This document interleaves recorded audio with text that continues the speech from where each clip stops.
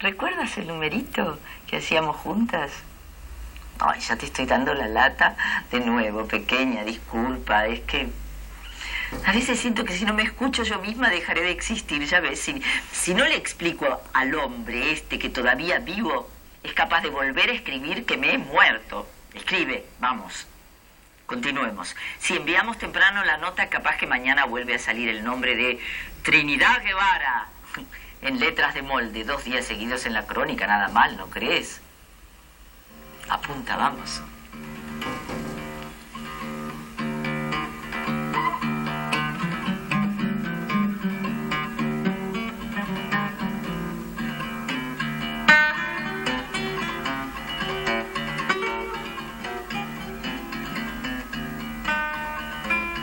La relevancia de la figura de Trinidad Guevara está muy asociada al surgimiento de un área del teatro rioplatense, ¿no? Es decir, no podemos hablar de un teatro solamente de Buenos Aires, ¿no?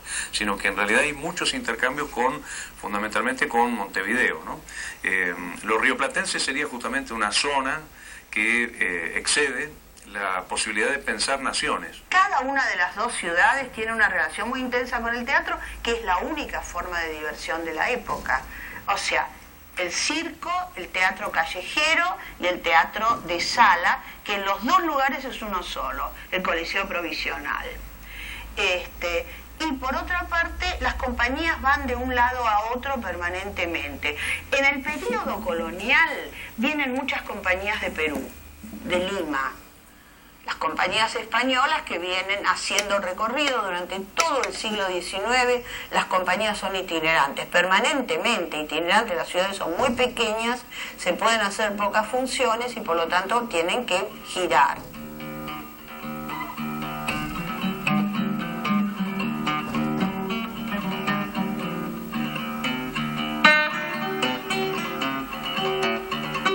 Ella al principio lo que va a hacer es versiones de obras que conocen, que se hacen en España, el Cid de las Niñas, de Moratín, por ejemplo,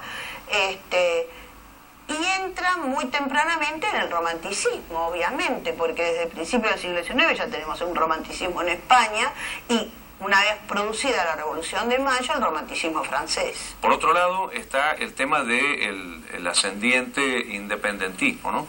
Pensemos que la independencia de la Argentina es en el año 1816 y la llegada, el debut de Trinidad Guevara en Buenos Aires es en 1817, o sea que ella participa de todo lo que es la efervescencia, las polémicas, las discusiones, las reacciones y las avanzadas frente a el pensamiento de la independencia, ¿no? Hay una etapa decimonónica que puede, desdoblarse en dos grandes partes. Una es hasta mediados del siglo XIX, en donde todavía hay balbuceos de una significación política femenina en clave de verdadera visualización. En ese sentido, Trinidad tiene, por supuesto, yo diría un cruce de todas estas cuestiones, y eso la hace una figura tan atractiva hoy, ¿no? Porque en un punto es una gran avanzada en el campo político, es una gran avanzada en el campo, de los derechos de la mujer, y es una gran avanzada en la reivindicación y en las conquistas de la institucionalización teatral en la Argentina. Trinidad Guevara tenía una gran presencia escénica. Sabía imprimir la cadencia exacta a sus recitados y bailaba con gran destreza. Era casi perfecta. Sin embargo, tenía una falencia imperdonable en su tiempo. No sabía cantar. Por entonces, en la escena porteña comenzaba a imponerse la ópera entre las preferencias del público. Yo creo que el otro gran elemento que evidentemente debía ponerse en juego, es lo que yo llamaría un complemento, ¿no? El complemento es todo lo que el actor lleva a la escena, pero que no tiene que ver con el teatro, tiene que ver con su vida social, con su vida personal, con sus componentes ideológicos, con su relación frente a la vida, con sus comportamientos cívicos, ¿no? Y me parece que Trinidad Guevara ya tiene todos estos elementos aunados. Se la reconoce como una gran actriz. Ella tenía una presencia escénica muy grande y en esto difícil saber cómo era verdaderamente como actriz porque el teatro es arte vivo, por lo tanto, el teatro no tenemos datos de cómo actuaba. Ella articula el pasaje dentro del teatro rioplatense de lo que serían las convenciones del teatro neoclásico al teatro romántico y al teatro post-romántico. Es decir que se ve a una mujer que no solamente tiene una gran base técnica para poder actuar, hay que tener una gran base técnica en el trabajo que se arma sobre las tablas, ¿no?, sino también una persona muy atenta al descubrimiento de nuevos autores y de nuevas estrategias para la representación. Deducimos características de ella como actriz. Tiene muy buena voz, pero no sabe cantar, porque eso lo dicen varios, y porque nunca se anima a hacer una zarzuela o una opereta. Baila muy bien. Y en esto tenemos que tener en cuenta que lo que se bailaba en la época era la danza bolera, que es lo que en España es la danza clásica.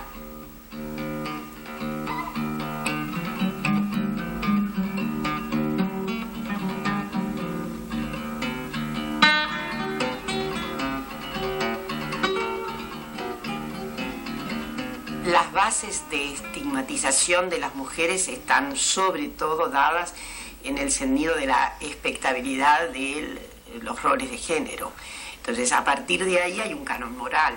Ese canon moral tiene mucho que ver con la sexualidad reprimida de la época y a la cual, evidentemente, algunas mujeres pudieron sortear y evadirse. No se puede pensar que pacíficamente el patriarcado gobernara a las almas femeninas. El problema era cómo se pagaba, los costos que se pagaban por esa, yo diría, por esa manifestación diferencial de las expectativas. El lugar que ocupaba la actriz es un lugar absolutamente desplazado, socialmente.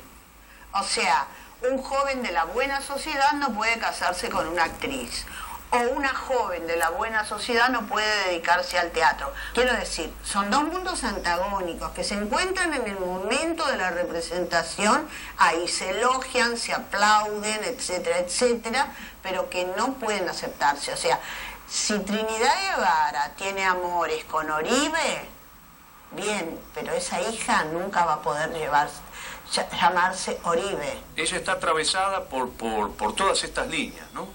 Hay una línea que podríamos llamar independentista, ¿no?, de ratificación del espíritu de la independencia.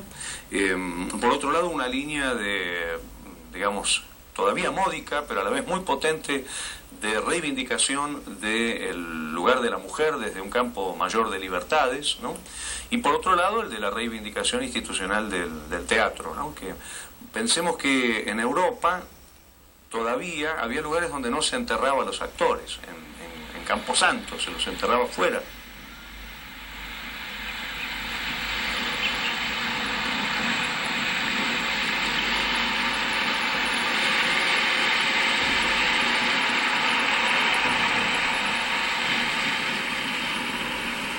Se ha ido. Apura. Lo que tiene este hombre es que está siempre husmeando. ¿No te molesta? Te veo los ojitos de susto, le temes. Espías la puerta. Aunque te escondas, te veo en el espejo. No me temerás a mí, ¿verdad? Vamos, toma la pluma y escribamos a este señor. ¿Cómo puede ser tan ignorante? Todo el mundo sabe que no he muerto. Tú lo escribes, que tienes linda letra, y lo firmamos ambas. No puede hacerte daño, por el contrario. La gente adora más los escándalos que el buen teatro. Si no, fíjate qué pasó con lo de Laugier. Quería quedarse con mi lugar en el Coliseo. Creyó que me iba a hundir con la publicación de ese suelto del padre Castañeda. Su impavidez la arroja hasta presentarse en el teatro con el retrato al cuello de uno de sus aturdidos que, desatendiendo los sagrados deberes de su legítima esposa y familia, vive con esta cómica, esta Ana Bolena.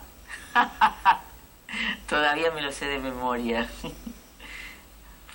Eso tuve siempre. No seré buena para el canto, que es mi único defecto en las tablas, pequeñita. Por eso siempre te insistí tanto con lo del canto y ya ves cómo no me he equivocado. Si hoy no supieras cantar, estarías como yo, recordándole a un sonso que no estás muerta. La gente es muy voluble. Hacen que les gusta la ópera. Tilingos. Se sienten más europeos. Yo soy acusada, más bien diré calumniada, hambre rabiosa con que despedazan a una mujer que nunca los ofendió. El pueblo ilustrado la reputará no como una mujer criminal, sino infeliz. Como si una pudiera responder por lo que el corazón le manda. Porque yo amaba a ese hombre. Me perdía las tardes enteras en la costa. Huyó por el agua. Cruzó el río y se volvió con su mujer. Temía el escándalo. Lo que sí te digo es que al poco ya estaba yo de vuelta. Que al que se va sin que lo echen. Y la ujier esa me tuvo que devolver mi trono. Tendrías que haber oído, mi amor, esos clamores de mi vuelta.